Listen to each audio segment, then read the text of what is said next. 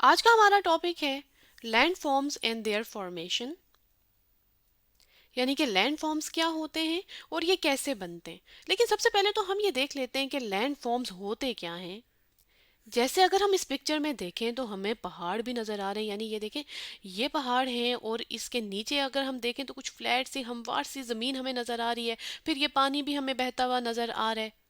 यानी हम ये कह सकते हैं कि different shapes of land on the earth surface, यानी कि जो मुख्तलिफ तरह की हमें चीज़ें नज़र आ रही होती है ना ज़मीन की सरफेस के ऊपर, इसे हम लैंड फॉर्म्स कहते हैं। यानी हम ये भी कह सकते हैं कि natural features of the earth surface, यानी जो फीचर्स, जो शेप लैंड की बनती हैं नेचुरली, यानी कि कुदरती तौर पर। और ये बनती कहाँ पे है? ज़मीन की सरफेस के ऊपर। और इसमें मैंने जैसे कहा कि मेड बाय नेचर, यानी ये कुदरती तौर पे बनती हैं और इसमें जो इंसान है उनका कोई अमल दखल नहीं होता। तो इन्हीं चीज़ों को, इन्हीं फीचर्स को हम लैंड फॉर्म्स कहते हैं।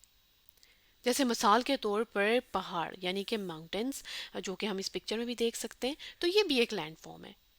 इसी तरह से इस पिक्चर में हमें प्लेटूज भी नज़र आ रहे हैं ना, तो प्लेटूज भी एक लैंड फॉर्म है। अब लैंड फॉर्म्स तो बहुत से हैं, ये हम आगे चल के डिस्कस करेंगे। लेकिन पहले हम ये डिस्कस कर लेते हैं कि ये जो लैंड फॉर्म्स है ना, ये बनते कैसे हैं। तो बेसिकली लैंड फॉर्म्स दो तरह की फोर्सेस होती हैं। यानी हम ये कह सकते हैं कि land forms are made by two kinds of natural forces. दो तरह की नेचुरल कुदरती फोर्सेस होती हैं जिनकी वजह से ये बनते हैं। अब जो एक फोर्सेस होती हैं ना, जो कि जिन्हें कहा जाता है इंटरनल फोर्सेस, तो ये जो इंटरनल फोर्सेस हैं ये ज़मीन के अंदर होती हैं, इसी वजह से इन्हें इंटरनल फोर्सेस कहते हैं।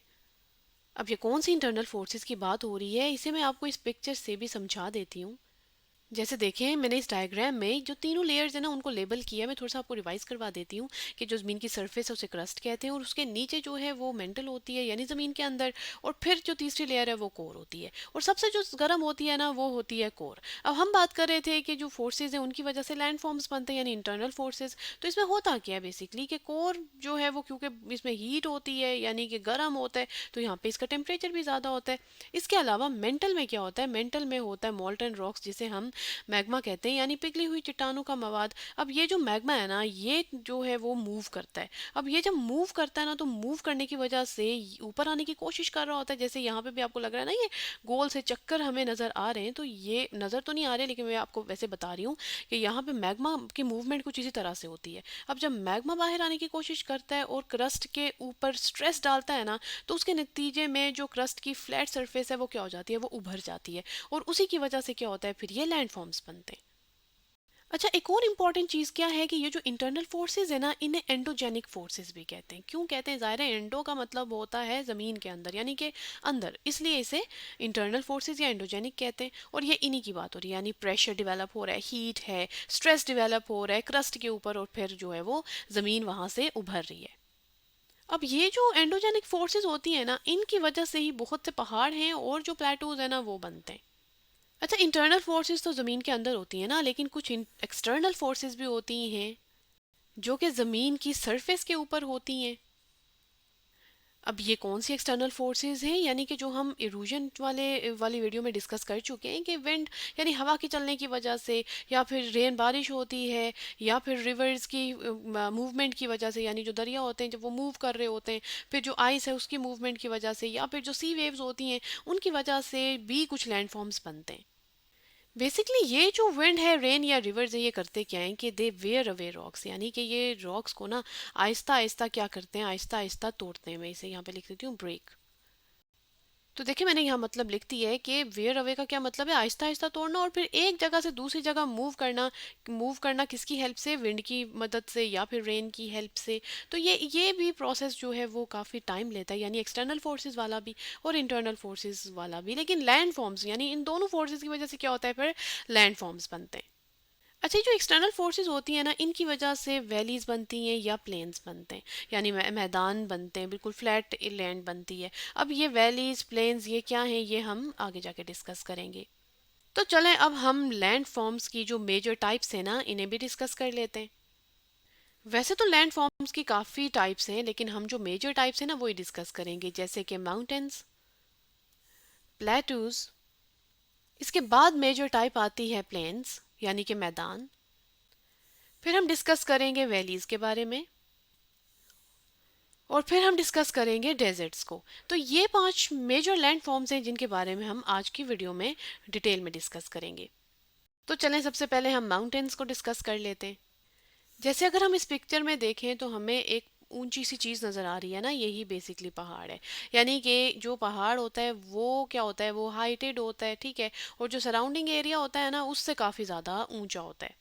यानी हम ये कह सकते हैं कि high lands with steep sides, यानी ऊंची लैंड, ऊंची जगह, लेकिन उसकी जो साइड्स हैं वो चपटी हूँ, वो थोड़ी सी आप देख रहे हैं शार्प आपको नज़र आ रही है थोड़ी सी।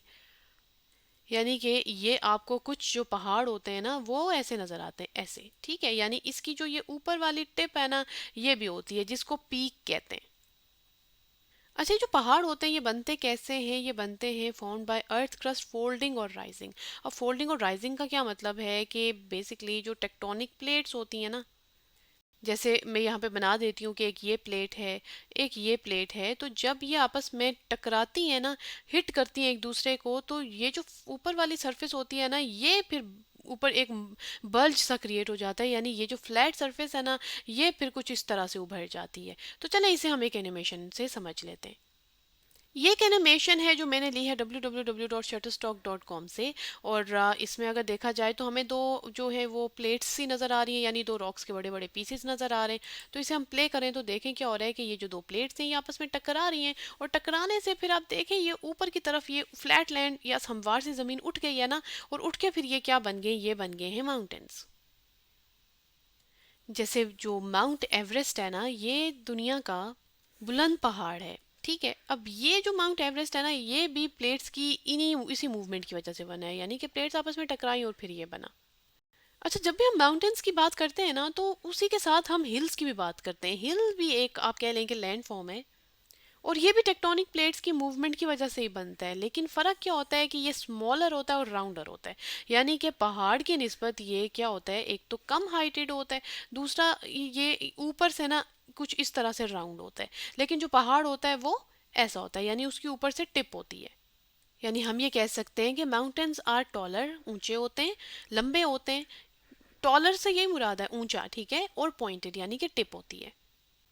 जैसे अगर हम इस पिक्चर में देखें ना, तो ये मारगला हिल्स की पिक्चर है, यानी जो पाकिस्तान में इस्लामाबाद में काफ़ी मतलब फेमस है कि इस्लामाबाद की जो सराउंडिंग में हिल्स हैं वो मारगला हिल्स हैं। अब हमें हिल्स कैसे पता चल रहा है कि ये हिल्स हैं? कि आप ये देखें, ये जो आपको ये पहाड़ यानी जो चोटियां नज़र आ रही है ना, वो कुछ इस गोल शक्ल की हैं, तो इसलिए इनको हिल्स कहते हैं। और ये बहुत ज़्यादा क्या है, हाइटेड नहीं है, ऊंची नहीं है। अब मैंने हिल यहाँ पे इसलिए बताया कि हिल और माउंटेन्स में फ़र्क आपको पता होना चाहिए, ठीक है। तो मेजर जो लैंड फॉर्म है वो माउंटेन है, लेकिन हिल भी एक लैंड फॉर्म है जो कि माउंटेन से ज़रा कम हाइटेड होता है। अब हम बात कर लेते हैं प्लेटूज़ की, जिसे सतह मुर्तफ़ा कहा जाता है। अब ये प्लेटूज होते कैसे हैं? अगर हम इस तस्वीर में देखें तो ये देखें, ये इसकी भी वॉल्स, यानी ये भी कुछ हाइटेड नज़र आ रहा है ना, ऊंचा नज़र आ रहा है, लेकिन ये भी अपनी सराउंडिंग से ऊंचा है। लेकिन फ़र्क क्या है कि इसके ऊपर आप अगर इसकी सरफेस देखें ना, तो ये थोड़ी सी फ्लैट है। यानी हम ये कह सकते हैं कि फ्लैट टेबल लाइक सरफेस। यानी टेबल क्यों कह रहे हैं, क्योंकि ये ऊपर से थोड़ी हमवार होती है। That rises above the surrounding land, यानी कि ये भी अपनी सराउंडिंग से क्या है, ऊंचा होता है। जैसे हम ऊपर भी डिस्कस कर चुके हैं पहले भी कि ये बनता कैसे है, कि ये टेक्टोनिक प्लेट्स की मूवमेंट की वजह से बनता है। लेकिन कैसे? जो स्लो मूवमेंट हो, यानी कि आहिस्ता आहिस्ता जब टेक्टोनिक प्लेट्स मूव करती है ना, तो तब ये प्लेटूज बनते हैं। जैसे पाकिस्तान में है पोटोवार प्लेटू, जिसे पोटोहार भी कहते हैं, पोटोवार भी कहते हैं। तो पोटोवार प्लेटू जो है ना, वो भी क्या है कि वो भी प्लेट्स की मूवमेंट की, स्लो मूवमेंट की वजह से बना है। तो ये वाली जो पिक्चर है ना, ये पोटोहार प्लेटू की ही है। और आप ये देख रहे होंगे कि यहाँ पे अगर हम ये ऊपर वाली इसकी जगह देखें ना, तो ये इतनी फ्लैट नहीं है, लेकिन क्या है कि फ़र्क तो हमें फील हो रहा है ना कि कम हाइटेड है, ज़्यादा हाइटेड नहीं है इतना ज़्यादा। मतलब पहाड़ और जो हिल्स की हमने बात की ना, उनसे ज़्यादा, उनसे ज़रा कम हाइटेड है। लेकिन क्या है कि ऊपर आप देख रहे हैं यहाँ पे कुछ आबादियाँ भी आपको नज़र आ रही हैं, यानी कि लोग उन्हें ना, क्योंकि ऊपर से थोड़ा ये फ्लैट होता है ना, तो बाज़ प्लेटूज़ में क्या होता है कि लोगों ने घर भी बनाए हुए होते हैं। तो ये तस्वीर पोटोहार प्लेटू की है जो कि पाकिस्तान में है। तो चलें अब हम बात कर लेते हैं प्लेन्स की। प्लेन्स को कहा जाता है मैदान। जैसे अगर इस पिक्चर में देखें तो ये बिल्कुल हमवार सीधा एरिया हमें नज़र आ रहा है ना, तो ये बेसिकली प्लेन्स हैं। यानी हम ये कह सकते हैं कि लार्ज फ्लैट लो लैंड एरिया, लो लैंड यानी कि जो हाइटेड ना हो, फ्लैट हो, हमवार हो, विथ फर्टाइल सॉइल यानी कि जिसकी जो सॉइल है ना, मिट्टी है ना, वो बहुत क्या हो, वो बहुत जरखेज हो, यानी कि बहुत अच्छी हो। अच्छी से क्या मुराद है कि यहाँ पे यानी अगर सॉइल फर्टाइल होती है ना, तो फिर क्या हो सकती हैं, क्रॉप्स ग्रो कर सकती हैं, यानी कि जो फसलें हैं ना, वो आप उगा सकते हैं। तो मोस्टली जो प्लेन्स होते हैं ना, उनमें ये क्रॉप्स ही ग्रो की जाती हैं क्योंकि सॉइल फर्टाइल होती है। लेकिन याद आपने क्या रखना है कि लार्ज फ्लैट ये क्या होता है, हमवार फ्लैट लो लैंड एरिया होता है, जिसे हम क्या कहते हैं, प्लेन्स। अब ये जो प्लेन्स हैं ये बनते कैसे हैं कि ये बनते हैं formed when river deposit soil over time, कि जब जो रिवर्स होते हैं ना, वो सॉइल को डिपॉजिट करते हैं। डिपॉजिट का मतलब क्या है कि सपोज ये कोई माउंटेनियस एरिया है, सपोज ये माउंटेनियस एरिया, यहाँ से पानी आ रहा है ना, अब ये पानी जहाँ जहाँ पे जा रहा है, साथ साथ क्या कर रहा है कि जो सॉइल है, जो सेडिमेंट या मिट्टी है, उसको अपने साथ लेकर जा रहा है। और जहाँ पर ये जाके उसको इकट्ठा करेगा या जमा करेगा ना, तो वहाँ पे क्या बनेंगे, वहाँ पे ये प्लेन्स बनेंगे। जैसे मिसाल के तौर पर पाकिस्तान में जो इंडस प्लेन है ना, तो वो इंडस रिवर से बना है, ठीक है। तो इंडस रिवर की वजह से ये प्लेन बना है, यानी हम ये समझ सकते हैं कि जो प्लेन्स है ना, वो किस वजह से बनते हैं, वो एक्सोजेनिक फोर्सेस, यानी इसमें पानी इन्वॉल्व है ना। लेकिन जो प्लेटूज और माउंटेन्स हैं वो एंडोजेनिक, यानी कि ज़मीन के अंदर जो फोर्सेस हैं उनकी वजह से ये बन रहे हैं, लेकिन ये ज़मीन के बाहर जो फोर्सेस हैं उनकी वजह से बने प्लेन्स। प्लेन्स के बाद हम बात करते हैं वैलीज की। तो वैलीज को, यानी वैलीज को वादी कहा जाता है या वादियाँ। तो ये जो वादियाँ होती हैं या वादी होती है, ये क्या होती है कि जो पहाड़ों के दरमियान बिल्कुल फ्लैट हमवार सी जगह होती है ना, इसे हम वैली कहते हैं। यानी हम ये कह सकते हैं कि लो लैंड बिटवीन हिल्स और माउंटेन्स, यानी माउंटेन्स के दरमियान भी और हिल्स के दरमियान भी जो फ्लैट हमवार ज़मीन या लैंड होती है, उसे हम वैली कहते हैं। और ये वैलीज बनती कैसे हैं, river formed by reverse cutting through rocks, के जब जो रिवर्स होते हैं ना, वो क्या करते हैं कि वो पहाड़ों को काट रहे होते हैं या रॉक्स को काट के दरमियान से रास्ता बना के जा रहे होते हैं ना, तब ये वक्त के साथ साथ ये वैलीज बनती हैं। जैसे मिसाल के तौर पर इस पिक्चर में देखा जाए तो ये रिवर है, और ये रिवर जो है वो दरमियान से जा रहा है, और जो साइड्स हैं उस पर पहाड़ियाँ हैं, और फिर साथ में कुछ हमें घर भी नज़र आ रहे हैं। और ये बड़ी फेमस वैली है जिसे नीलम वैली कहा जाता है, और ये है पाकिस्तान में, या पाकिस्तान के जो मतलब आज़ाद कश्मीर है उसमें। तो हम ये भी कह सकते हैं कि ये जो वैलीज है ना, ये भी एक्सोजेनिक फोर्सेस की वजह से ही बन रही हैं, क्योंकि देखिए रिवर कट कर रहा है ना, और इसके अलावा एक और इसकी टाइप होती है जिसमें ग्लेशियर्स कट कर रहे होते हैं, चलें उसको तो आप छोड़ें, लेकिन आपने ये चीज़ याद रखनी है कि वैलीज भी एक्सोजेनिक फोर्सेस की वजह से बनती हैं।